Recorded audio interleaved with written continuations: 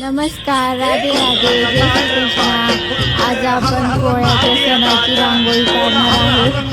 तर पोळा श्रावण अमावस्या या तिथीला साजरा करण्यात येतो. बैलाप्रती कृतज्ञता व्यक्त करणारा हा सण आहे.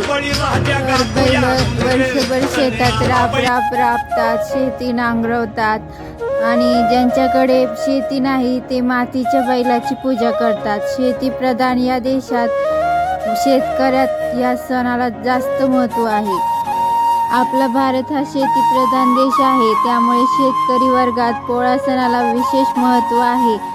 महाराष्ट्रात संपूर्ण देशात बैलपोळ्याचा सण मोठ्या उत्सवात साजरा केला जातो. श्रावण महिन्याच्या अमावस्येला बैलपोळा म्हणून साजरा करण्यात येतो. या दिवशी बैलाप्रती कृतज्ञता व्यक्त केली जाते, त्यांना अंघोळ घातली जाते, त्यांना चांगलं वस्त्र अर्पण केलं जातं, त्यांच्या शिंगाला कलर देण्यात येतो, त्यांना सजवलं जातं, वेगळे अलंकार त्यांना घातले जातात. मार्केटमध्ये बैलांचे अलंकार उपलब्ध आहेत, ते घातले जातात.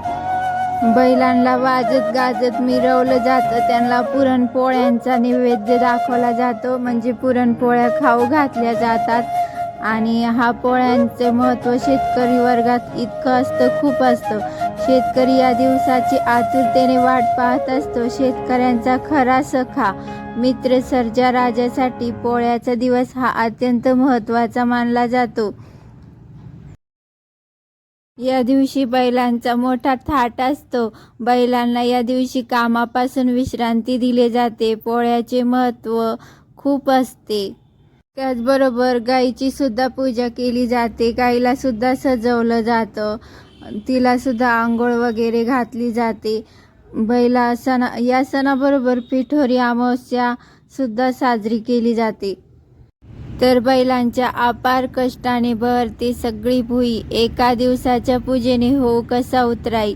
सर्व शेतकरी असे बांधवांना बैलपोळ्याच्या सणाच्या हार्दिक शुभेच्छा. तर बैलपोळ्याचं जसं दिव्याविना वातीला आणि वातीविना दिव्याला नाही पर्याय, तसेच कष्टाविना मातीला आणि बैलाविना शेतीला पर्याय नाही. बैलपोळा सणाच्या हार्दिक शुभेच्छा. तर आज बैलपोळा वर्षभर बळीराजाच्या खांद्याला खांदा लावून कबाड कष्ट करणाऱ्या इमानी अशा बैलाप्रती सद्भावना व्यक्त करण्याचा दिवस आहे. बळीराजा संगे जो राबतो रात्रंदिवस, सांग आम्हा कसे फेडावे तुझे ऋण. हे असे शेतकऱ्यांचे बैलांना श्रावण महिन्याची सुरुवातच सणाची उधळण करणारी असते. सरत्या श्रावणात पिठोरी अमावस्येला संपूर्ण महाराष्ट्रात साजरी केली जाते. तसाच सर्जा राजाचा सण म्हणजे पोळा किंवा बैलपोळा, याला बैलपोळा म्हणतात. दक्षिण महाराष्ट्रात बिंदूर किंवा बेंडर म्हणतात आणि कर्नाटकमध्ये काहू नावी असे म्हणतात.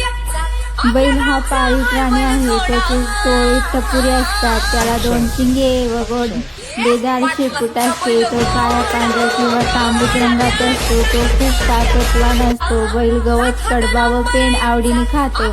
शिवाय आपण जे अन्न घालू तेही खातो. भारत हा शेतीप्रधान देश आहे. मला गाय बैल आवडत असेल तर लाईक शेअर सबस्क्राईब करा आणि कमेंट करून सांगा नक्की.